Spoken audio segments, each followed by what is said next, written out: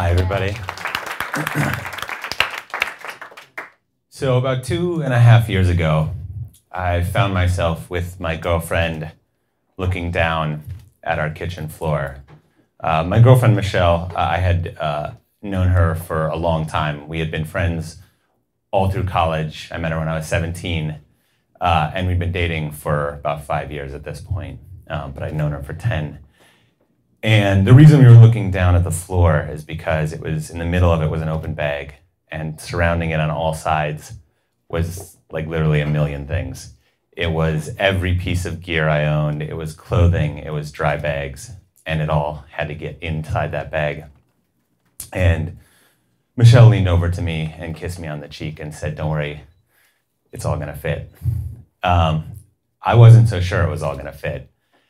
A few days earlier, I found myself at 11 o'clock out at a bar, meeting an ex-girlfriend, girl with black hair, crazy shock of white in it, penchant for Sazeracs. And I sat there as we drank our boozy drinks, and I explained to her how I wasn't sure that I could be the person I wanted to be and go on the trip that I was about to take. That I thought maybe I needed to be a different kind of person, and a real adventurer, not someone who sits in their pajamas and watches Star Trek at night, but someone who's, adventurous and crazy. And in characteristic style of Caitlin, my ex, she leaned back and just sort of cocked an eyebrow and left me to my own conclusions. And so everything actually did get in the bag. And I went on the trip. The trip was actually kind of a dream trip. It was why I was so nervous about it. I was going with a friend and my business partner to South America to discover the hidden wonders of South America. We were making a series of videos and articles about these hidden wonders. And the trip was crazy. It was a whirlwind.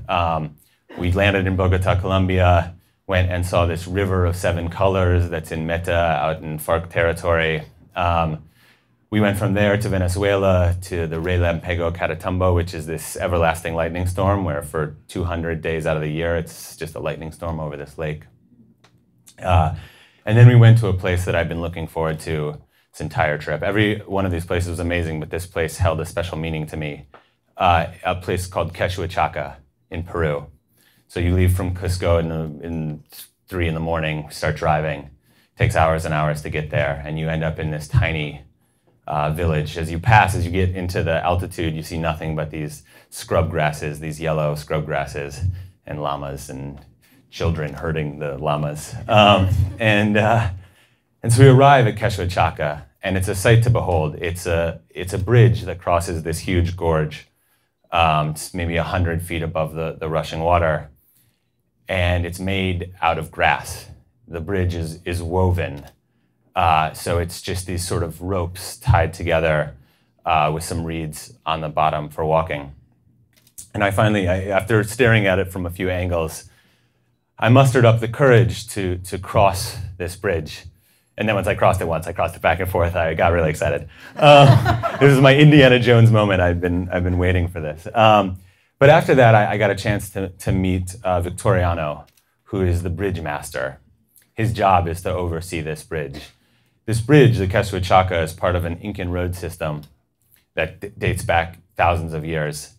It connected the empire. And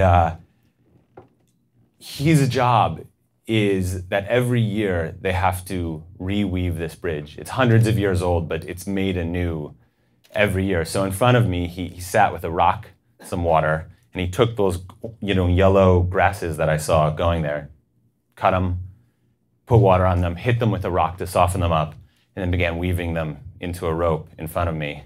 And that's that object there.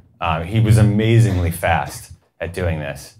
But of course, he can't do it by himself. It's literally miles and miles of rope have to be woven to create this bridge. So every year, they do this again. They cut down the bridge, they throw it away.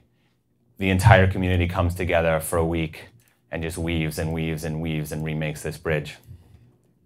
So I finished out my trip. I got to see a lot of amazing things. And I returned home after about a month, a little over a month on this crazy adventure. And a few days after I got back, I proposed to my girlfriend, Michelle.